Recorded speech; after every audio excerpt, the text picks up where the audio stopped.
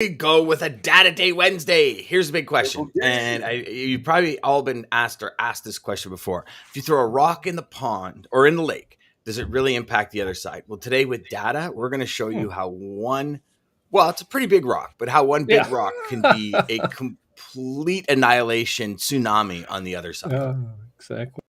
To the HPLS podcast. Live, relevant, and high performance information, conversations, and education weekly.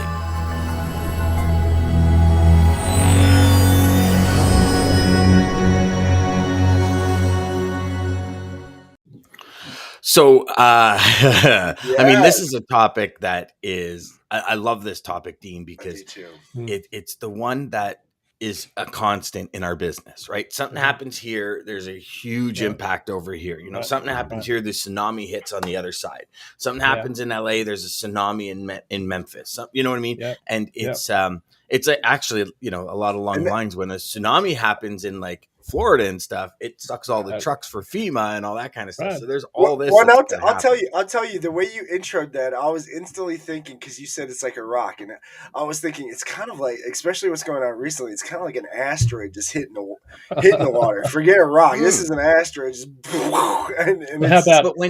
But DJ, when you think about the actual act that we're going to talk about, it was actually a rock. Because when you think about the volume of trucks compared to how many were involved, it's kind of like a pebble. But that pebble created this tsunami on the other side. And everybody's probably going, what the hell are they talking about? So it's something that y'all heard about, but we actually have data about it now that Dean's going to share to really hopefully solidify when one thing happens, there could be astronomical follow-up. And I guess, Dean, a real good thought of this was the polar vortex. Was it last year or the year before? Last year, February 23, right? In Texas, where it just swept through and everything froze. I mean, so that tsunami down there, right, or that rock down there, created a tsunami up here. And I could speak to one level of it, which was pools, right? Everybody's pool pumps froze, everybody's pipes froze, everything. In Canada, there was a point in time where you could not find a pool pump. You could not find a filter system. You could barely find pipe because we were shipping it all to Texas. So they could rebuild. And it's funny because we were sitting here and we had people come in that were quoting our pool before we ended up doing it. And we were talking to them. They're like, well, you know, typically a kit is like 4 days. It's now 6 to 9 weeks if we get it. And we're like, what do you mean? They're like, well, they're shipping a lot of stuff to Texas because a lot of the gunite has cracked and everything. And people are saying, well, I want to go to a panel pool. And he goes like the pool kits, the pumps, even like the PVC and the what's called Tiger Flex pipe. All of it was being shipped down. So one act of weather that was catastrophic, don't get me wrong, but the act of weather, you know, where I sit 3,800 miles away is impacting an entire country, because it wasn't just Ontario, it was Canada who only has this season. You know, I know guys that put $10,000 deposit down and they still don't have a pool kit. Wow. From last year. And they put it down in 2020. So like they made the deposit in the fall of 2020, the summer of 2021 came around because of the polar vortex that went through Texas. It backed everything up. Like there's pool companies up here that are booked till 2024 now, just because they lost like another year's productivity. Right. I mean, it was crazy. Dan, we've had a couple of events this week alone. I mean, think about the COVID shutdown in China's largest, wealthiest city in Shanghai. It's their biggest port. I read an interesting article yesterday that was kind of hypothesizing that it's somewhat deliberate to try and increase our dependency on China, which I thought was a really interesting take on it, because I'm not sure that's the case, but it was just an interesting angle. Our dependency on China is unbelievable at the moment. So think about shippers and importers, and go back to our story from last year about your bed sheets trying to come in from China to end up in Orlando. Think about shippers now that are already pre-planning, pulling forward Christmas and fall inventories now. So think about high inflation, warehouse inventory holding costs. Think about our normal seasonal peak in truckload shipping in October for Christmas retail season. And then on the rail side, it's more like September because it's a longer lead time. Well, we'd heard from the Port of Los Angeles last year that pull forward that normally happens in September happened in June last year. So it completely flattened our peaks that we normally see seasonally. And now they're even talking about, because of what's going on overseas and the impact of this, pulling forward volumes even sooner. So I think on the global side, we're a long way from being out of this in terms of supply chain disruptions. For those of you on the show that are thinking about working with shippers, bringing freight in, more volatility around port markets, and then think about the big rock that was thrown in the pond on the other side of Canada in British Columbia in December with the floods. And those floods shut down a lot of the Class 1 railroads, CPCN in particular. And if you think about our show, I just looked at some rates here. Seattle, Chicago. So remember, Chicago is where about 30% of all containers end up. 6 of the Class 1 railroads end up in Chicago, a landlocked city. Say that again, because that is a number that I think is astronomical. It's bizarre. 30%. It is bizarre. So 30% of all intermodal container moves just sort of end up in Chicago before they're sent to other parts of the country. Somewhere between 25 and 30%. What would that? Do you know what that would entail from a volume perspective? Well, I think it would be astronomical. Well, we saw it. We saw it when the landlocked rail yards started to get into trouble. From a space perspective, there was a great story by Paul Berger on Wall Street Journal. You should listen to the podcast on the Journal. He was talking. He went and visited the ports in Los Angeles and did a tour of the Houston yard, the big port there. And it was just fascinating how the guy that runs that port was talking about we physically had no space to put loaded containers off a ship or even bring empty ones in. We had no space. We were renting other space in other areas to try and increase our capacity. Well, think about landlocked rail yards where a lot of intermodal volume comes in. Truckload competes heavily with intermodal on the long haul. So that's why that story emerged late last year. They had 23 miles of trains backed up in sidings trying to get into Chicago. And then they shut down the rail service for a week from Los Angeles to Chicago. Remember all of that was going on? Yeah, so to upload the backlog, to get rid of the backlog. So this the corollary of the story is you've really got to be aware of what's going on both globally and, I've always said, watch the weather.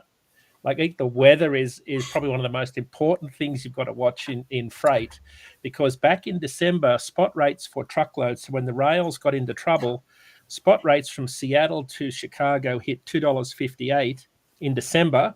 They're now down to $1.71. So the weather hit, everything backed up. Trucks could move. So rates have dropped. What's that? 258 down to 171. So rates have come back down to where they are normally. But it just shows you that how weather can impact more fixed networks like trains and planes. Trains in particular, but trucks, because they're so easy to move in any direction, they're not on a fixed network, they were able to pick up a lot of that capacity. So where we're trying to get to here is the Canadian blockades in February, of course. And that rock really upset the freight market on the cross-border traffic side. Definitely. Huge. I've also noticed on a spot market perspective, anything mountainous in the wintertime, the rates go up. Yeah, and it's funny because I don't know if you've watched the show. DJ and I had a good friend of mine, Andrew, that used to run heavy haul through the mountains, and he was saying, Dan, 65% of the drivers that come through have no idea what they're doing. He goes, the state troopers will stop them before they hit the mountain range and say, okay, chain up your tires. He goes, some of them sit there for days because they don't even know how to chain their tires properly. And he goes, it's Highway Through Hell. Sunday. Speaking of weather and events, I mean, just recently, obviously, thoughts and prayers to. Did you guys see the accident on 81? That it's still, I seen there, it's still closed now. So I came home through that storm from Louisville last week from Mid America Truck Show. I came home in my truck up 71 across 90, and that storm hit me Saturday night. So and the flip side of the story is I'd spent the best part of 2 weeks polishing, shining, buffing, waxing, spent a lot of money to get my truck ready. Within 5 hours of leaving the truck show, I'm in a snowstorm. And this calcium mixed with snow that they use to treat the roads is caked on my truck still today, like a pancake mix. It's unbelievable. But the accidents, guys, I was absolutely floored. I had my dash cam running, and this was like 4 a.m. when I got rolling, and it was still snowing pretty heavily and they hadn't plowed much of the road up 71 through 90. You got that lake effect snow belting everybody. I was kind of just sitting in the lane that was plowed, and I'm probably doing 45, 50 miles an hour, just taking it very easy, very careful, because I'm bobtail. Yeah. There were loaded trucks going past me at 70 miles an hour, at least in the unplowed lane. And I was just amazed. Now, I've been in situations where loads are urgent and you've got to get stuff delivered, but that was madness. And I just can't think for the life of me how you would think you could have traction in those conditions. Now, no one had a wreck, but of course, when you get that whiteout, DJ, like in Pennsylvania, that snow squall, you just lose visibility in an instant. So, there's lots of chaos going on this time of the year. That's for sure. Yeah, because it's these freak storms. I remember one time we went to one of my daughter's hockey tournaments, and it was like literally you lose the car in front of you, 60, 80 feet ahead of you. And it was, I was like right at that break where I would lose the car or not. And I kind of just looked at my wife and I said, here's the reality. Yeah. If that car goes in the ditch, we are following them. Like it's just what it is. And unfortunately, I seen some of the video, and that's exactly what it was like. They were just driving into an abyss, like they had no clue. To your point about mountains, right? So heavy haul guys, so in winter the miles are harder, right? The miles are slower, they're harder. You have more downtime. You've got all the chaining up that goes on, but you've also got fewer roads open, right? So a lot of those mountainous roads, you've got less access. So that there's an extra mileage component to it. Everything just gets harder in winter. Chains, straps, everything's frozen. So everything slows down, but we're getting a little bit more fluidity in the market in a bizarre way. And of course, if only someone had predicted this on this show, we'd be all better off. But the driver shortage is all but gone. I don't know if you've been hearing many stories about it. Of course, trucks are moving through freight networks much faster now. The demand has eased off, and we've got more labour coming back to the labour-starved warehouses. Spot rates are plummeting because we've always had enough trucks to move the freight. It's just that they were sitting on docks way too long when the labour shortage was hitting the warehouse side of the industry. So as you've got the combination of demand increasing, truck movement through networks increasing, and that means that you've got capacity easing as demand decreases, as it normally does in the first quarter. So spot rates have dropped 31 cents a mile in the last month for dry van here in the US. Dan, they're down dry van down another 5 cents this week. So they were down 5 cents last week. They're down another 5 cents as of today. Reefer's down 7. We've gone from so they're dropping. 260. Absolutely. But here's where plummeting. Here's where we're going to run into that bloodbath theme that we've been talking about. Exactly. It's the flip side. Yes, so this is where our listeners are saying, well, shippers could easily now take advantage of falling rates in the spot market. And of course, that's a race to the bottom because then carriers exit, capacity tightens, rates go back up again. So you've got to remember we talked on the show before Christmas about, people have very good memories. Work with shippers that have got good memories because they'll remember how tight capacity was in the last year. This is a time to remember that you can't chase the market down and still think you'll have trucks in the market in 6 months' time because the boom and bust cycle is going to be pretty devastating, I think, this time around. And this was where shippers also, and it's putting yourself in their shoes, it's a tough conversation, right? Because of how much their costs have increased, like you said, the forward march to bring stuff in forward. So now there's, if we just go back to Greg, he when he was on the show, he's like, Dan, I have 1.6 million square feet of warehouse space I didn't have in 2020. So there's like $2.3 million in monthly spend just on warehouse space. Right. Nothing more is being sold, but you're having this increased cost. And now your freight rates are coming down. Like most shippers want to jump on that like right away to reduce their costs. Yeah. And it's that education piece I think is missing for some of them because listen, some of them, like if we go back to my client with bed sheets, his margin was $7,000 a container when it was $3,400 a container. Right. And when his dray cost was $350, $400, and when he had to warehouse it for a month. Now he's brought like dozens of containers in. So he's got millions of dollars in extra product he's already paid for to leave China. Then it sits, in California. I was speaking to a student the other day, and they were almost 3.5 months to get their container from a truck, from a ship in California. And he goes, I don't know whether it was the ship or whether it was the warehouse or what. He goes, but it was almost 3.5 months before I got it to my customer from when they ordered it. So you have that major output of cash, that increase in ocean, then the delay. You're ordering almost 5 months in advance because you're 31 days on the water just from Asia. So, you start taking that timeline into consideration, Dean, from what the data says. Are we going to now, you look at, capacity's eased off. Now, all of a sudden with Shanghai and everything happening, when Shanghai opens, now there's just going to be this massive influx to pop to get stuff because the warehouses are going to be down. I was on the phone with a gentleman yesterday from Arkansas. He says Walmart hasn't had toilet paper on the shelf for like a week. Because it's just, he goes, I don't know what it is. He goes, and then one day it'll be like the aisles will be packed, and the next day they got nothing. And he's, so that wave is still coming. I think that big tidal wave is still coming because now you got Shanghai, then you got all these other things happening, and it's just going to create that new. Well, don't forget the West Coast Labor Agreement in July. They've got to renegotiate that. So right now you've got shippers thinking, they're paying 5 times to bring that 40-foot container in. It's on the FBX Freightos FBX index today. It's at 15,889. So call it $16,899 to bring 89 to bring in that's China to the east coast, west coast of the US. So it's 5 times what you would normally be, maybe more. So right now, if you think this is what shippers are doing, and this is why the Journal podcast was so good by Paul Berger, was talking about shippers that he's talking to are already figuring, how do I avoid the West Coast? How do I avoid Los Angeles and Long Beach in the event that the labor talks go south? And of course, you've already got overloaded ports on the East Coast and along the Gulf Coast. So shippers don't have a lot of options. So for those that are tied to retail imports, you've got to work very closely with your shippers on multimodal options. How do I get truckload out of areas where, in port, where I bring freight into ports that aren't normal, truckload ports? There's a lot of stuff to still go on this year. Now, of course, imports are the biggest part of what moves, in the trucking industry. But in the port markets, it's an incredibly big part of it, like Elizabeth, New Jersey, Savannah, Los Angeles, Long Beach, Prince Rupert, Seattle, right? So those sort of port markets are ones where that tidal wave that's coming in, right, it'll see incredible volatility. We've gone from, in Los Angeles, 109 vessels down to 45 today, waiting to unload. So the market is eased, right? It's eased incredibly.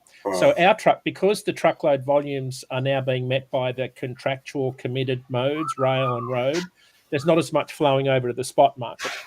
So that means Dean, there's more can capacity. I ask you a question on that? Yep. So you went from 109 down to 45, but would that not have something to do with Asia being shut down and things not being able to leave, like when there were sections of? Yeah.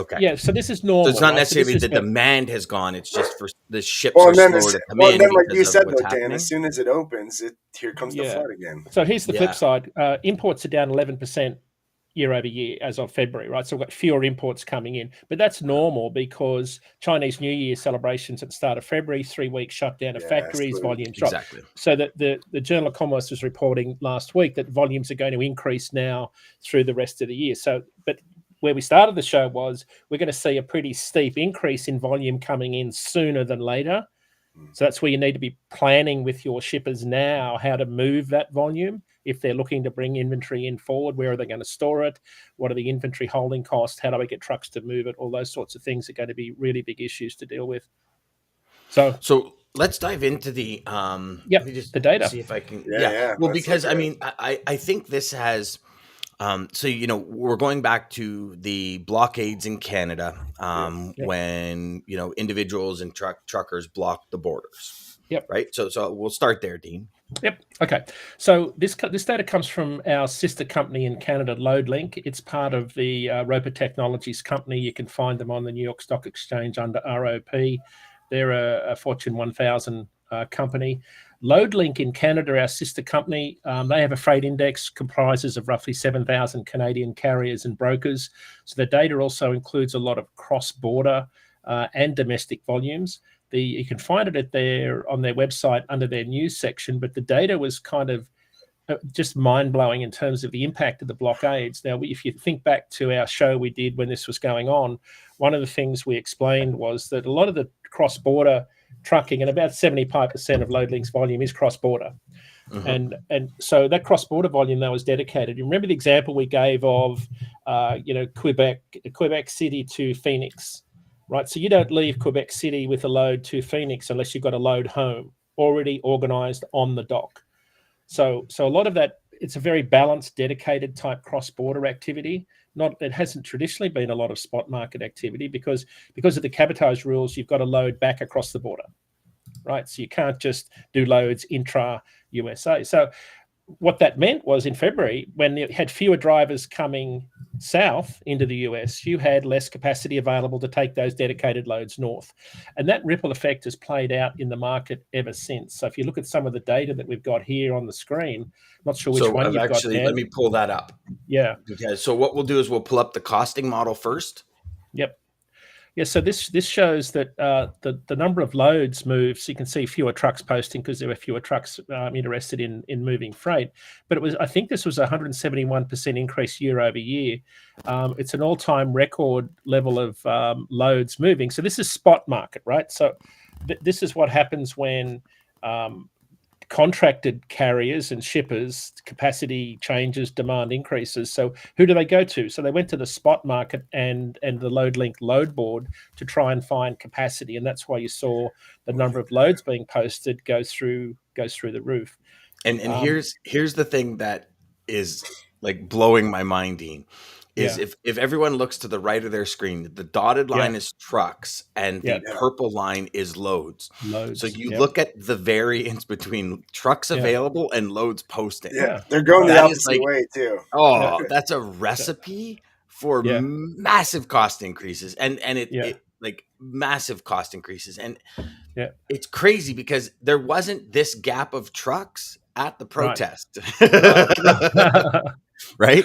Yeah, this is a phenomenal thing. If I could quote you what the president of the company said, Claudia said, while capacity shrank across the board, the decline in cross-border equipment this month was much sharper than the typical drop in February. So there's some seasonality in February that we talked about because it's a quieter time of the quarter. We have never seen a decline of over 40% year over year. The blockades have had a significant impact on truck postings across the country, creating ripple effects across the market. So this data here is kind of the first chance we've had a look at what's happening north of the border. I've got some incredible rate data on south of the border heading back north. The market is still in turmoil. I would say that this market hasn't come back to normal just yet. There's something that's changed dramatically. Did you have one more chart, Dan? Was the loads index? Yes, this one. Yeah. So this is the actual load index. Yeah. So you can see February in 18, it came down flat in 19 and 20, a little bit of an uptick in last year. But this year it's through the roof in terms of the load index. Yeah. Just incredible data. There's a lot more data available at they've got a rate index also. They've got some pretty good data up there. If you wanted to know specifically, just go to loadlink.ca and get some data there. I'm interested in getting. I also threw the chat. The link to that article for everyone, both in good, Facebook, thank you. YouTube, and on YouTube and Facebook. Yeah. And I put it on LinkedIn as well. You can't post from LinkedIn on Restream, so I actually went to the LinkedIn. Yeah, I think I threw it on mine too. Yeah. So the flip side of this is, so obviously capacity tightened rapidly. What we said would happen happened, which was there were fewer trucks heading south into the US. That meant capacity tightened northbound. So remember we talked about of the 120 auto manufacturers in Canada, they had something like, it was 60 auto parts manufacturers had 120 warehouses in Mexico. Was how the number played out. So there's a lot of volume that moves back and forward cross border before a car rolls off the production line. I looked at what I called Auto Alley, which was Laredo to Toronto, where Laredo is your number one truck crossing port by far from Mexico into the US, and then up Auto Alley into Toronto. Spot market rates. So remember in the show we talked about this. The average all of last year for Laredo to Toronto on the spot market was about I'm going to call it $1.50, right? Up until December. January went to $1.70. February, $2.40. Today, $3.02. Wow. So it's almost double. So it's doubled. How do you plan for that as a shipper though? Like as a this is the crazy thing, right? Like there's no ability to plan. And I mean, every company we spoke to, 2022 is all about making a profit, is all about making a profit. You can't in that market. Like and we're only talking parts. Doubled. And a lot of these parts come up raw. They get powder coated or they get sprayed, and then they go back to a factory to get installed. Like if you look at all the Magna facilities up in Newmarket and all this kind of stuff, or if you look at the way the movements happen, a door, the steel comes up or it goes to Mexico, it gets stamped, and then it comes up and gets painted, then it moves back to Mission to get installed. Like there is a lot more movement than just Mexico, Canada. Like there's probably 3 or 4 more movements inside of there. And if your price is double for one, theoretically, or maybe not. No, you can't really say that in this market. Theoretically doesn't work. So let's say you're even paying half as another 50% on the other rates. Crazy. Your cost per unit, if it was $1, is now close to $3, $2.50. Even contract rates are up $1 a mile. And now, Dean, you said that was a spot market, and it went from so it went from $1.70 in January to now it's over $3. Is that what you said? Yep, 3.02. Yep. Today, that's the last 7-day rolling average. So, capacity is very tight northbound into Toronto. Now, so when you come out of Laredo, right, you've got to run across the border. If you've got a Canadian load on, you've got to go all the way into Canada. Yeah. Unless of course, you're doing that cross-border deal or that sort of that hustle you do around Buffalo. But so the other lane that I looked at this morning was, of course, the big one, Toronto, Detroit, and return. It's nuts. So it was like 580. I'll call it 600 as an average load rate all of last year. It's at $1,202 per load today. I think that's about $5.20 a mile if my math's right. So that's Toronto to Detroit. In the other direction, it's even more fascinating. It's at $1,222. So it's about $1,200 both ways from Detroit to Toronto, Toronto back to Detroit on auto parts. That's like double. That's double where it was all of last year. So capacity has tightened dramatically in the cross-border market. It's hard to know exactly how many drivers there aren't crossing the border, but clearly that February protest had a profound impact on freight markets, which gets back to the tsunami and dropping rocks and stones, and that's a great analogy because we call it sort of the domino economy, where dominoes just keep falling. Some are related, some are sort of tangentially off to the side, but they're still getting knocked over. And it looks like we're in for another year of that. We're a ways from having this supply chain stabilize. Even though the pandemic is we're on the tail end of the pandemic in terms of disruptions, there's a lot of normality coming back. So I think we could, you should be able to say with confidence that we'll go back to spending more on services this summer, less on physical goods.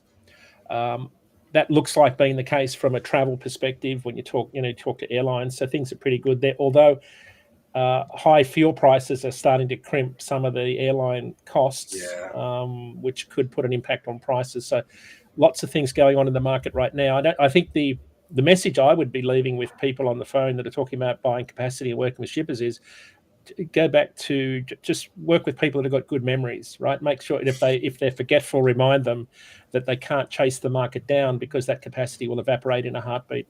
Yeah. Because just diesel be very costs. Careful. Just got to be careful. Well, so profitability margins for a carrier have dropped 75% in 4 weeks. With diesel up well over $1 per gallon, rates down as much. They've gone from making carriers have gone from making 55 cents a mile gross profit this time last year to 13 cents per mile. So profitability has dropped 77% in a week. Gross profit. Operating you got to costs think about that. If a carrier's operating at 96% or 95% or 94%, that's not a big margin. Well, these are small carriers, right? These are small carriers who make up the bulk of the industry in the spot market, right? So diesel's gone up so much. So diesel's gone up like $33,000 to run a single truck. Rates have only gone up $8,000, right? So they've had a great 2021, but in the last month, their profitability has absolutely been hammered. And that's where you're going to see a lot of the pain is in the small carrier. Now, they're still making a profit margin, but it's gone from 55 cents a mile to 13. So their margins are being eroded dramatically, and diesel went up 5 cents this week. It's funny this topic comes up because I didn't think we were going to get into it, but so I've now, I know you guys probably have heard, I've ordered like 3 vehicles in the last year and a half, hoping that one is going to come in. So 2 have come in. So the Mustang Mach-E GT and my Ford F-150 have come in, and I'm looking at the 2 leases, right, that I'm going to go into, one of the 2. And it's funny because the numbers come to $8,032.92 different. So the Mustang Mach-E is obviously, it's the GT one, so it's the highest edition, but it does, 0 to 60 in 3 point something seconds. So it's really on my list. But here's the thing: is we sat down yesterday, and I was showing my wife some of the numbers, and I said, like, here's the difference. Okay, so electric, no fuel. Yep. We have a charging station in the garage. Basically, we're about $0.015 to charge per so if it's 100 watt battery, it's going to be $0.015 times 100, right? So when you look at like to fill it kind of thing, it's pennies on the dollar. So that 8,032, I now start doing how many kilometers I run at 15.7 liters per 100 kilometers, what it consumes, the truck consumes. And I'm figuring out if I spend less than $630 a month on fuel, I'm better to go with the truck, because when you look at the payments versus fuel, right? And it's funny because it's friggin' close just because of the price of fuel. So based on how many kilometers I do, like my vehicle is the family vehicle, and so anytime we go anywhere, I'm driving. And based on my kilometers, based on 15.7, so again, city, highway, blah, blah, blah. But it's actually because of the price of fuel, it's actually close, which is crazy to think that we spend almost $8,000 a month, a year on fuel. Like, to me, but if fuel was 20 cents a liter cheaper, what it was X amount of time ago, it would be a no brainer, because I'd be like, well, there's no way I'm spending, what am I going to do? Like 7 tanks of fuel in a month? Never going to happen. So, but it's funny because when I was working in the city, I was doing like 220 kilometers a day. Kilometers, right? So that's where, when I got I had a SRT, a Charger SRT. So I was like 16.9 liters per 100 kilometers. And the 2.3 liters per 100 kilometers that the Fusion did actually made me $10,000 in the first year I bought the car. Like, I actually put $10,000 back in my bank account because I was spending so much on fuel, and then the government incentive of $6,000. So it's like this fuel conversation goes far beyond, like, we're looking at. And so our natural gas has gone up too. Why? I don't really know. And that's where it brings in Nick from yesterday, and having him on that whole. Well, and we shut out Nick, but Dean, I don't know if you've seen that, but check into that. So Nick Serbius, he's got a device that attaches to the truck, and he can give you 20% fuel savings. Huge. Oh. See.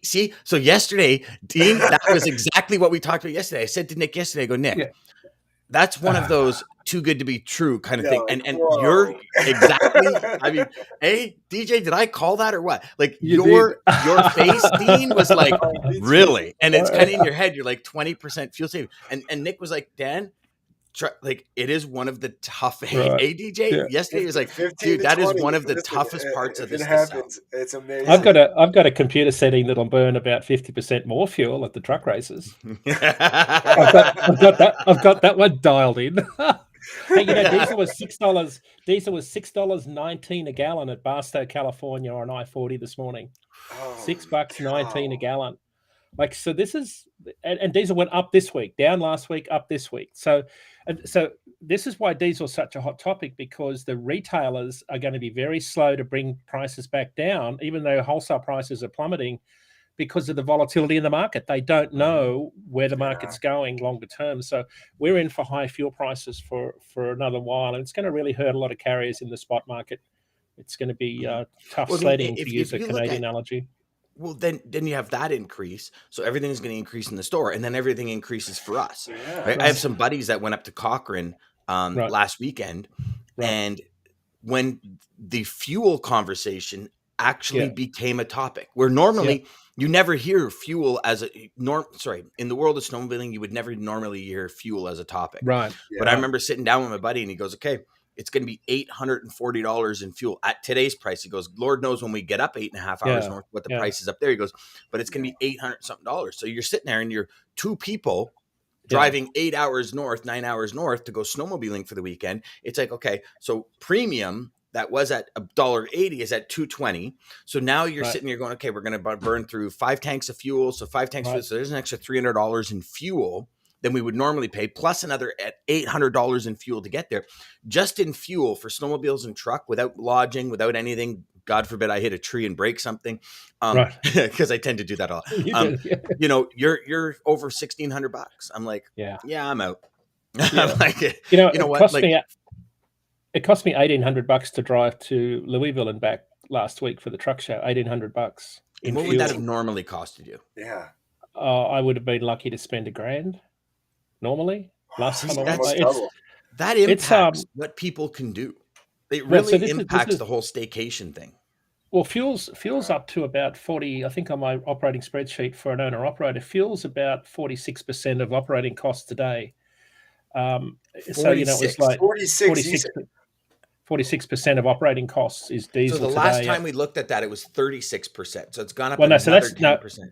That's a different number. So this is fuel as a percentage of your total operating cost. Fuel as a percentage of revenue. That's more frightening, right? So that's the number. Remember, it's got to be at 25% to be profitable long term. The spot rates, national average spot rates at 238, diesel at 518. It's 37%.